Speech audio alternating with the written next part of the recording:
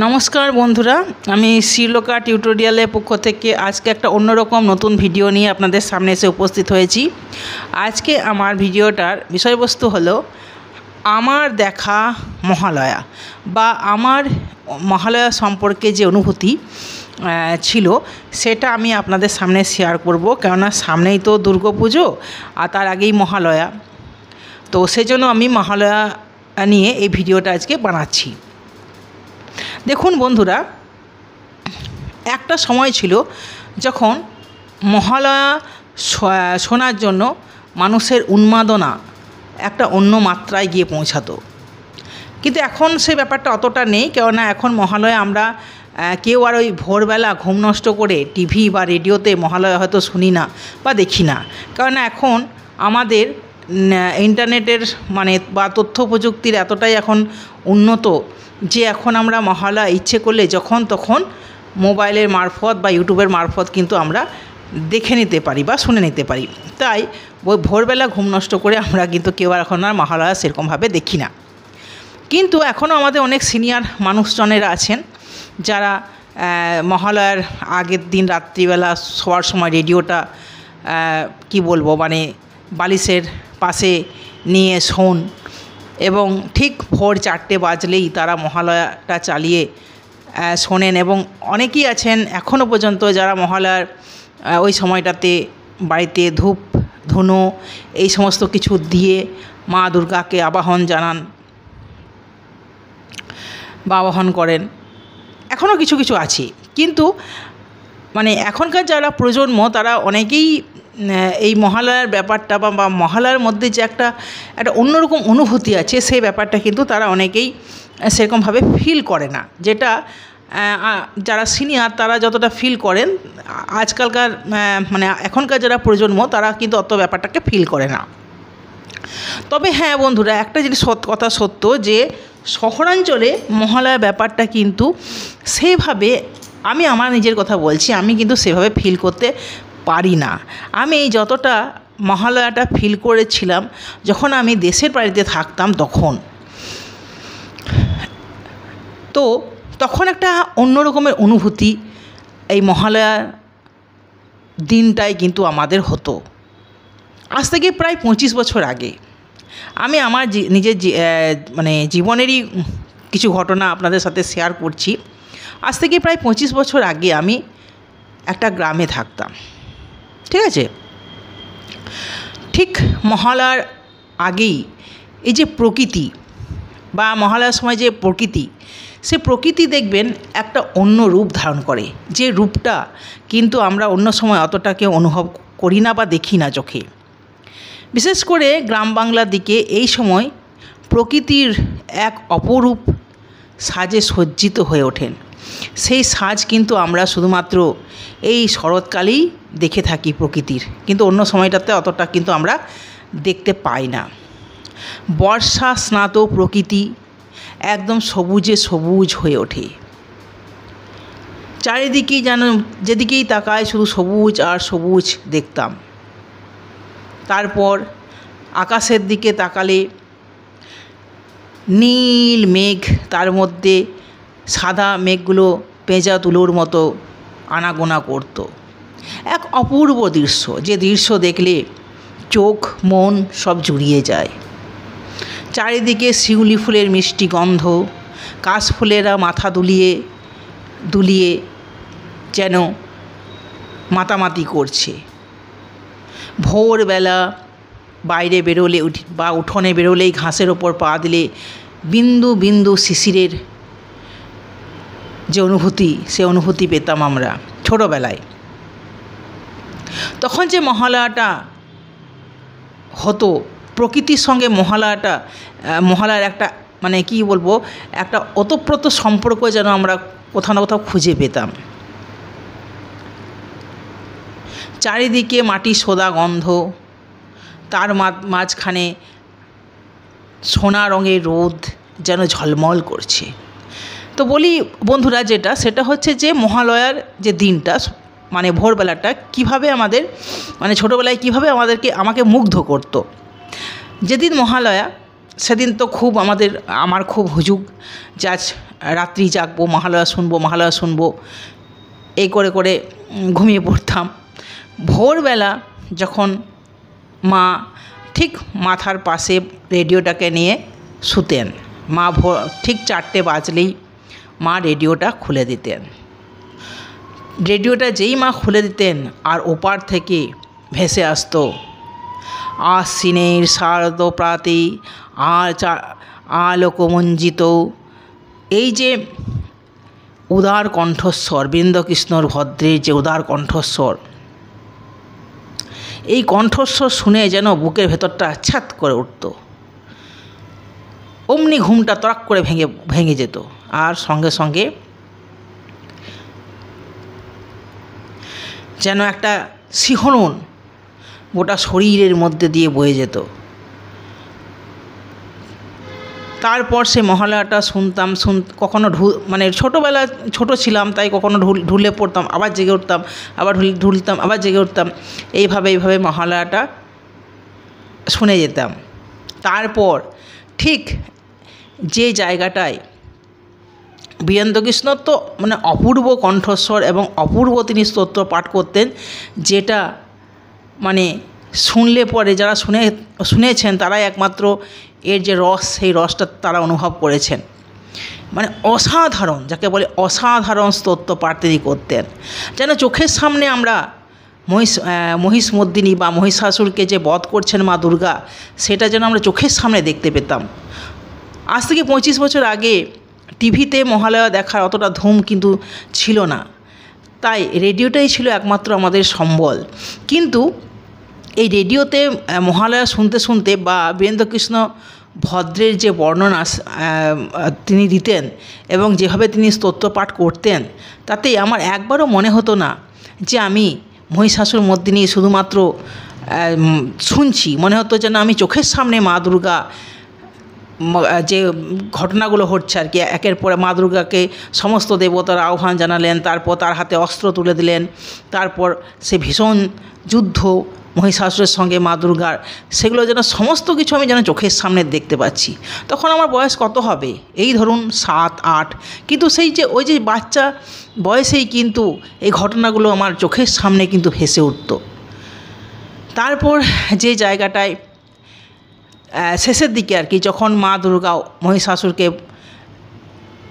বধ করলেন, তারপর যখন সমস্ত দেবতারা খুশি হয়ে মা দুর্গার ওপর পুষ্পবৃষ্টি করছেন, সেই সময় যে স্তোত্রপাঠটা আমাদের বীরেন্দ্রকৃষ্ণ ভদ্র মহাশয় করছেন, সেই জায়গাটা কি অপূর্ব। মানে জায়গাটা শুনলে আমার চোখ দিয়ে, ওই ছোটোবেলাতেই চোখ দিয়ে ঝরঝর করে জল পড়তো এবং গাটা কাটা দিয়ে উঠত।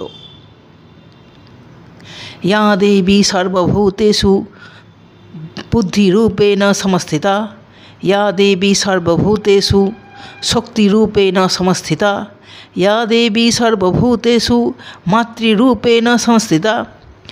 এই যে লাইনগুলো যখন আমি শুনতাম, আর উনি যে আবেগ দিয়ে এবং প্রায় কেঁদে কেঁদে তিনি যে মানে বলতেন যখন এইগুলো লাইনগুলো, তখন সত্যি বন্ধুরা আমি একদম ছোটোবেলায় চুপ হয়ে যেতাম, আর আমারও চোখ দিয়ে যেন ঝরঝর করে জল পড়তো এবং আমি অনুভব করতাম যেন মা আমার সামনে এসে উপস্থিত হয়েছেন এবং মা তার হাসি মুখে যেন আমাদের দিকে তাকিয়ে আছেন। এই যে অনুভূতি, এই অনুভূতিটা কোনো দিন ভুলবার নয়। আজও সেই অনুভূতির কথা কিন্তু আমার যখন বীরেন্দ্রকৃষ্ণ মহাশয়ের মহালয়া আমি শুনি, সেই একই অনুভূতি কিন্তু এখনও আমি খুঁজে পাই, এখনও আমি সেই অনুভূতি পাই। তারপর সেই মহালয়া শেষ হলে পরে আমরা সব ছোটরা বাইরে বেরিয়ে যেতাম এবং চারিদিকে ঘাসে শিশির, সেই আর বাইরে বেরোলেই একটা পুজো আমেজ যেন অনুভব করতাম।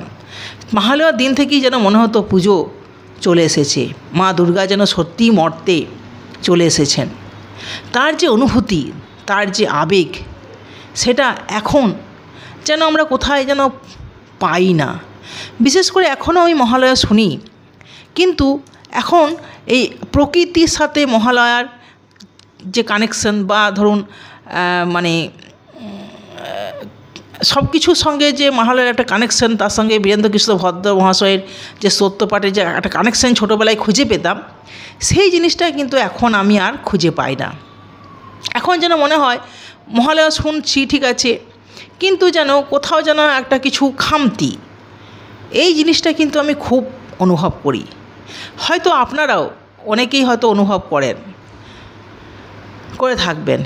হয়তো যারা এখনকার প্রজন্ম তারা তো এই জিনিসটার সঙ্গে অতটা জড়িত নয়, তাদের কাছে হয়তো এই ব্যাপারটা এতটা মানে রেখাপাত করে না, কিন্তু আমার কাছে কিন্তু এই ব্যাপারটা খুব রেখাপাত করে যে এখন মহালয়া শুনি এরকম একটা ব্যাপার। কিন্তু তখন প্রকৃতি, পরিবেশ, তার সঙ্গে স্তোত্রপাঠ, বীরেন্দ্রকৃষ্ণ ভদ্র মহাশয়ের এই সবগুলো যেন মিলেমিশে, শিউলি ফুলের গন্ধ, কাশ ফুলের দোলা, এই সমস্তগুলো যেন মিলেমিশে একটা অন্য রূপ বা অন্য মাত্রা নিয়ে আসতো। সেই রূপ বা মাত্রাটা কিন্তু এখন আমরা যেন মহালয়ার মধ্যে আর সেরকমভাবে খুঁজে পাই না। বিশেষ করে শহরাঞ্চলের দিকে তো বটেই। আমি এখনও পর্যন্ত মহালয়া শুনি, কিন্তু শোনার পর মনের ভেতরে যে একটা দোলা সৃষ্টি হতো, সে দোলাটা কিন্তু এখন সেরকমভাবে কিন্তু আর আমি অনুভব করি না। এখন যেমন আমরা যন্ত্র নির্ভর হয়ে গেছি, তেমনি আমাদের এই কোথাও না কোথাও মহালয়া বা এই যে আমাদের মানে একটা প্রকৃতি পরিবেশের সঙ্গে একটা মানে ওতপ্রোতভাবে জড়িত থাকা ব্যাপারগুলো কিন্তু আস্তে আস্তে কোথাও না কোথাও হারিয়ে যাচ্ছে। তাই এই হারিয়ে যাওয়া জিনিসগুলো আমি জানি না যে আর আমরা ফিরে পাবো কি না। এখন মহালয়া মানে হইচই, আড্ডা, পিকনিক করে অনেকে। তখন কিন্তু আমরা ছোটোবেলায় কিন্তু এই সমস্তগুলো কিন্তু কিছুই দেখিনি। তখন একটা অন্যরকম পরিবেশ, অন্যরকম মাত্রা কিন্তু মহালয়ার মধ্যে ছিল। সেই মাত্রাটা কোথাও যেন হারিয়ে যাচ্ছে। আমাদের যারা এখনকার যারা প্রজন্ম, তাদের কাছে বীরেন্দ্রকৃষ্ণ ভদ্র হয়তো অনেকেরই অচেনা, কারণ অনেকেই হয়তো বীরেন্দ্রকৃষ্ণ ভদ্রের নাম শুনেছে কি না, বা তারা বীরেন্দ্রকৃষ্ণ ভদ্রের মহিষাসুর মর্দিনী শুনেছে কি না, সেটাই আমার কাছে এখনও অনেকটাই মানে কি বলবো যে অজানা।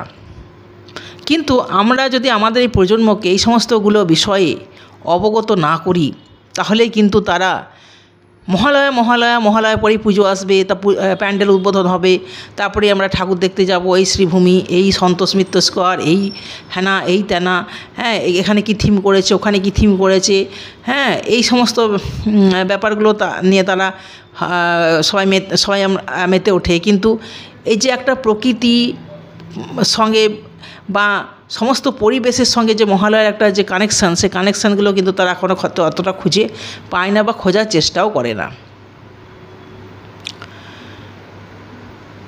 এখনও আমি জানি না গ্রাম বাংলার দিকে, কেননা এখন আমি গ্রামের সঙ্গে অনেক দিন ধরে আমার গ্রামের যাওয়া হয় না, গ্রাম বাংলায় যাওয়া হয় না, অনেক দিন আমি গ্রাম বাংলা থেকে বিচ্ছিন্নই হয়ে আছি বলতে পারেন। তো আমার মনে হয় যে এখনও হয়তো গ্রাম বাংলার দিকে এইরকম মহালয়ার ভোরটা নিশ্চয়ই সেই আগের মতোই আছে। আমার যেটা ব্যক্তিগত অনুভব বা আমার যেটা ব্যক্তিগতভাবে মনে হয়, কেন গ্রাম বাংলার যে প্রকৃতি, তার সঙ্গে যে মহালয়ার একটা মানে কানেকশান, সেটা নিশ্চয়ই এখনও পর্যন্ত সেরকমভাবে কিন্তু মুছে যায়নি, যে কানেকশানটা আমি শহরে কিন্তু খুঁজে সেরকমভাবে পাই না। আমি এটা শেয়ার করলাম কেননা তখনকার দিনের মহালয়া বা আমি ছোটোবেলায় যে মহালয়াকে দেখেছি বা যে অনুভূতিটা আমি অনুভব করেছি, সে অনুভূতিটা আমি আপনাদের সাথে শেয়ার করলাম।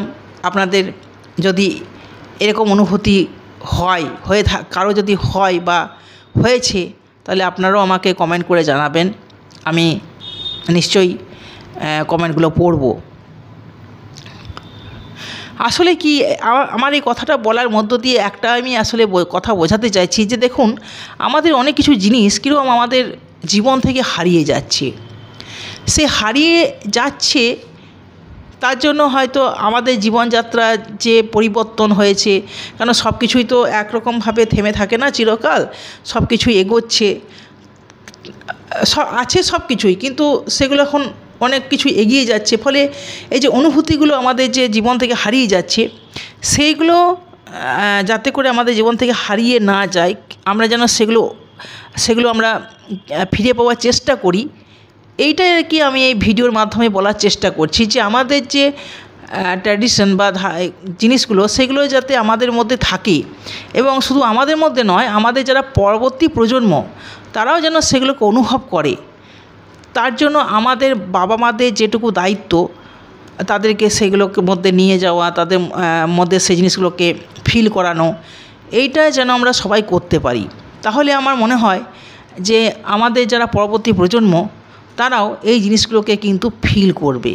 এইগুলো কিন্তু এগুলো কিন্তু চিরন্তন, তাই এইগুলোকে যাতে হারিয়ে এগুলো যেন একবারই আমাদের জীবন থেকে হারিয়ে না যায়, সেটা দেখাও কিন্তু আমাদের দায়িত্ব।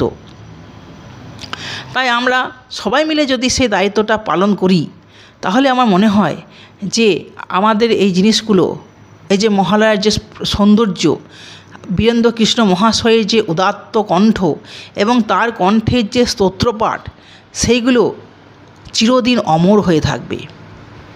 আজকে বীরেন্দ্রকৃষ্ণ ভদ্র মহাশয় শুধুমাত্র মহিষাসুর মর্দিনীর মধ্য দিয়েই আমাদের কাছে অমর হয়ে আছেন।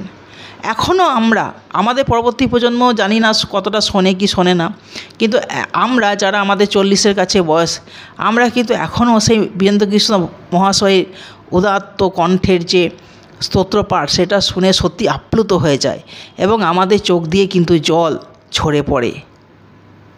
তাই আমি চাই যে সবার মধ্যেই কিন্তু আমরা বাবা মারা সবাই আসুন, আমাদের পরবর্তী প্রজন্মের মধ্যেও সেই অনুভূতিটা জাগিয়ে তুলি এবং বীরেন্দ্রকৃষ্ণ মহাশয়ের যে স্তোত্রপাঠ, সেই পাঠ তাদেরকেও শোনার জন্য অন্ততপক্ষে বলি, যা তোমরা একটা শুনে তোমাদের ভালো লাগবে।